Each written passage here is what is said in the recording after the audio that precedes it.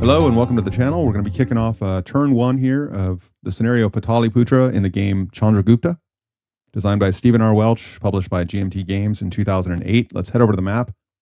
And we're going to be starting with the lowest initiative rated leader, and that's going to be this tribal chief on the Morian left. Okay, so we have this tribal chief here, and we can see that they have an initiative of 2, so they can give 2 orders, but they have 3 units to move here. They also just have a command range of 3. So we're going to get these outside units here moving 3 hexes each. Now, this will keep that unit we left behind in range for next turn. And we'll get these units flipped to moved. And this tribal chief we know cannot roll for momentum, so we'll get them flipped to finished, and that'll do it. Okay, so both sides have level 3 leaders on the map, so we have to roll a die to see who goes first. First, the Nandas. They get a 4. And the Morians, they get a 4, so try again here. So Nandas get another 4, and then the Morians get a 2, so the Nandas will be up first. They're going to activate their main wing commander in the center there, Chandragupta, who we know on the first turn of the game can issue wing commands to multiple Nayaka for free. So he will be issuing a wing command to this left wing chariot Nayaka. He will issue one to himself. We know in this scenario he's also a Nayaka. And then he'll issue one to the right wing chariot Nayaka. And they will all be given line commands to just move forward. So we'll take care of that move off camera and then be right back. Okay, this is the end state here. We can see Chandragupta with an epic move here. Both Nayaka leaders on the left and right moving with line commands, all of their combined chariot lines forward. Chandragupta, of course, moving his combined elephant line forward, all of them marked with these moved markers. Chariots do not have a move side, and it's also just convenient to use that. We can also see here that both of these Nayakas have been marked as finished here. They are done after they issue those wing commands. And Chandragupta we've also marked as finished, so he could roll for momentum here, but we're going to skip that. Just marking him finished. We don't want to break up our line. We also want to keep these Nayaka in range for next turn. So that'll do it for Chandragupta. Okay, we're back to the Morians now, and they're going to choose this Nayaka commander on their left flank over there with the elephants. And nothing fancy here. We're just going to move them up next to these tribal units here. And we'll get the units flipped and the leader marked as finished. Okay, so back to the Nandas here, and they're going to pick their subordinate commander to the right here, Dana, who happens to be the brother of Chandragupta, both of them Nandan princes, both of them also the youngest sons of Ugrasena, who founded the Nanda dynasty. We're going to have Dana here move and get these cab out into a little more space. We know that their side up here have already moved and have kind of committed to staying together, at least for now. So this has given us a little more room to move here, and maybe at some point we can swing around the edge there. We know these elephants here will force a withdrawal. The cav do not like the elephants. So we are in range for that, but we'll have to do that at some point. We'll get these units flipped and we'll get the leader marked as finished.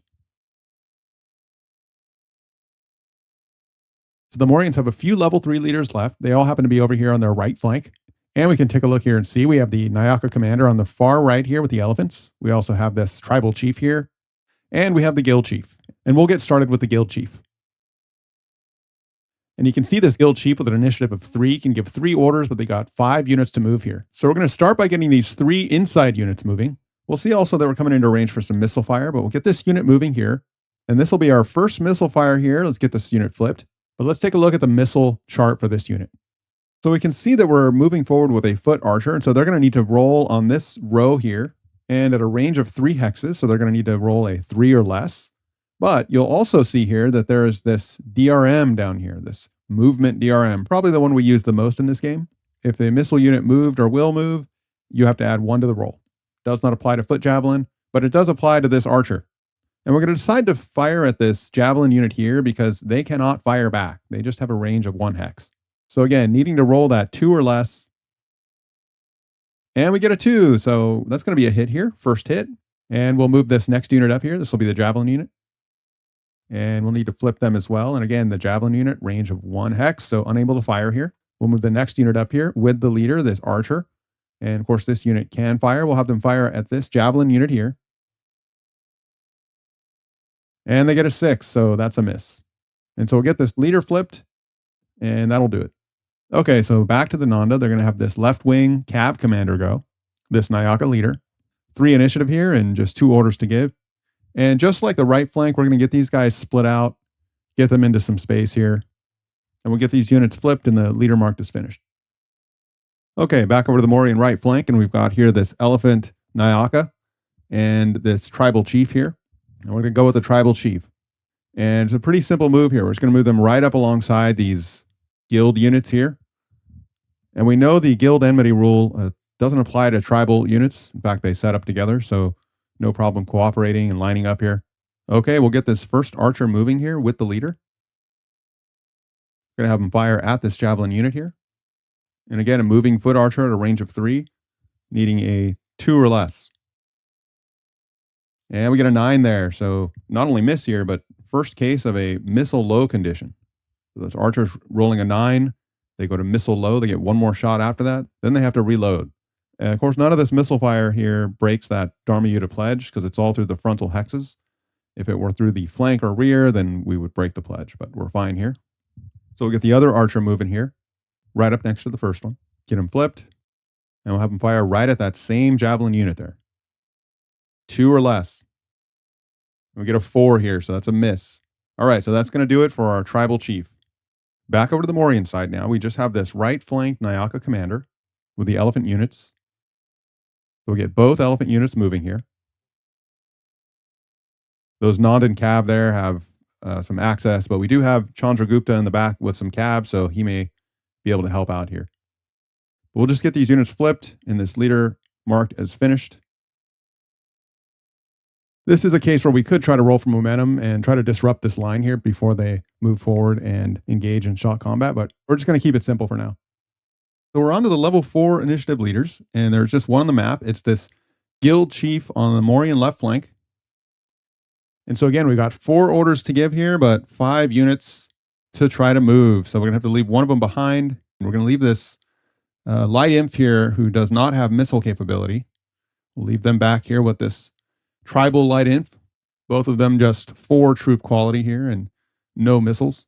Not the strongest units on the map there, but let's get these 4 moving here with missiles. So we'll get this javelin unit moving first. Okay, the jav cannot fire at 3 hexes. So we'll move this archer up, the guild archer with the chief. And again, this unit can fire, but they cannot hit this javelin now because it is out of their range. They need to go through their 2 front hexes, so they'll have to pick one of these 3 units. We'll pick this chariot here, which will then result in some return fire as well. But we'll start with our archer just firing at a range of 3 hexes, having moved, so needing a 2 or less. And he rolls a 1. And then the chariot will fire back, this time a mounted archer at a range of 3 hexes, 1 or less. Okay, I get a 2 and miss there. So we'll move this next unit up, javelin, unable to fire. And then we'll get this final archer, and we'll have them fire at this javelin unit here. So no return fire this time, but we need a, again, 2 or less because we moved. And it's going to be a 1, another hit. So some successful offensive fire here by the guild chief. So that is going to do it for the artisan guild units. So bakers and craftsmen outside of battle, I guess, bringing all that dexterity here. So that'll do it for the guild chief. Okay, we're on to the level 5 initiative leaders, and there's just one here that can activate. Now there is this reserve back here with Vajrasala and the Silkweaver guild chief. Both of them level 5 initiative, but also both stuck back here in reserve, unable to activate. And so we'll move on to our only level 5 initiative leader who can activate. Of course, we're talking about the young Morian prince here, the protege of the overall commander, Chandragupta, back here with the Cav, but a little boxed in. So it might be better to have him help get some of these center units moving forward. But as you can see here, we've got a line of infantry. We've got this line of chariots, another line of infantry here, and this line of Cav in the back here. Now, Chandra could, of course, get these chariots moving. They're all in his range, but we're not going to do that. First of all, these elephants across the way here, not a great matchup for the chariots. They're attack superior. They force a withdrawal. The chariots, of course, low troop quality. Also, the chariots we presume to be under the command of Chanakya, so maybe not that thematic to have Chandra moving these chariots. So we're going to have these chariots hang back and wait for some space to open up so they can try to pick off some units. So we're going to have Chandra help get some of this infantry moved. And we're just going to leave him here. It's going to keep this Cav on the left here in range and also the rightmost infantry in range. And we're going to start by getting this right side moving forward. And we'll get these units flipped.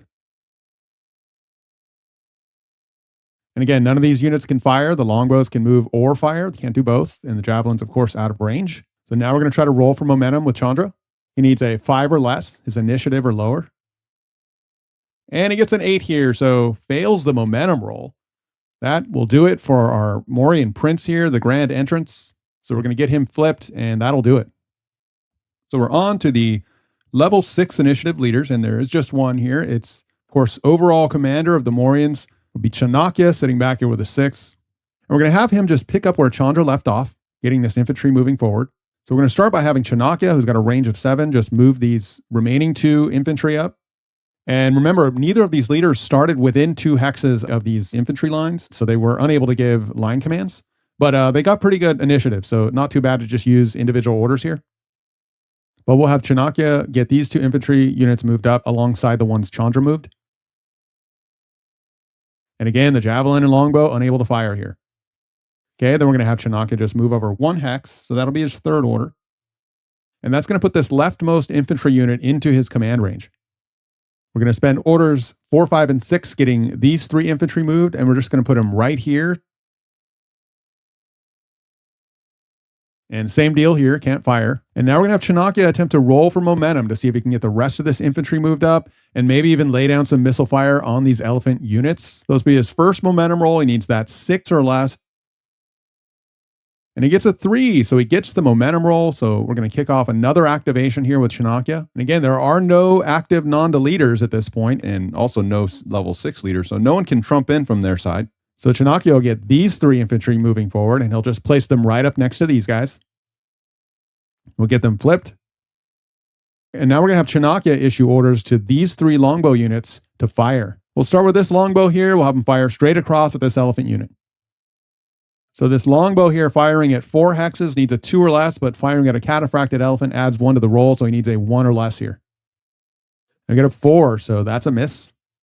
So this guy missed from here to here. So this guy will go now, and he'll fire at the elephant unit with Chandramas. Another 4, so that's a miss. And the final order Chanakya will give will be to have this unit fire also at the unit with Chandramas. Gets an 8. So that's going to do it for Chanakya for this activation, but we're going to go for 1 more momentum roll here. His last one needs that 6 or less again. And we get a 1 here, so he gets another final momentum here. So Chanakya on a roll, we're going to have him start by having these same units fire again here. And we do this one quick. We just did it. So longbow against cataphracted elephant, needing that 1 or less.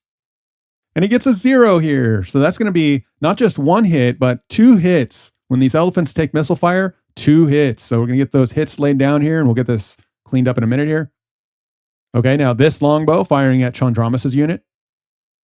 And he gets a 4, so another miss. And now this unit will fire also at Chandramas. And he gets a 6, another miss, so we've got 3 orders left. So we'll have this longbow unit fire, and we'll just have him fire at this elephant unit straight across. And they get a 7, so 2 orders left. And we could actually have this unit fire as well. And we'll have him fire at that elephant unit with the 2 hits on it already. See if we can get it closer to breaking. And he gets a 5 here. So that's another miss. And we're down to our last order. And we're not doing return fire here because these mounted archers, which is what the elephants are, they're also javelins. But in this case, they can't reach the longbows. Okay, so for our final order here, we're just going to have Chanakya sneak up to this position here. That's going to put all of this infantry here into his 7 hex command range, and it keeps these chariots in range as well. We'll get him flipped, and that's going to end the turn. So this is how things are looking at the end of the turn. But we're going to scan through the end of turn steps here. And so we're going to start in this section D, route and recovery phase. Step 1 there, remove rallied markers. Nothing to do there. Route movement, no units routed. No tribes at risk for tribal flight, so nothing to do there. We do have 1 unit that is missile low here, but unable to reload because it is in the range and line of sight of these enemy archer units here. No reload there. Skip step 4 in this scenario. We will be doing step 5, flipping all those units and leaders back to their front sides, but we'll just quickly run through these last 2 here. So we'll skip this letter E here, not doing that in this scenario. And then the withdrawal phase where you check for victory. Tally up the route points on both sides, see if either army has left the field, leaving the other victorious. But nothing to do here, both armies at 0 route points. So I'll go back and get all those units flipped and come back to you. Okay, and here we are. All the units, all the leaders flipped back. And that's going to conclude turn 1.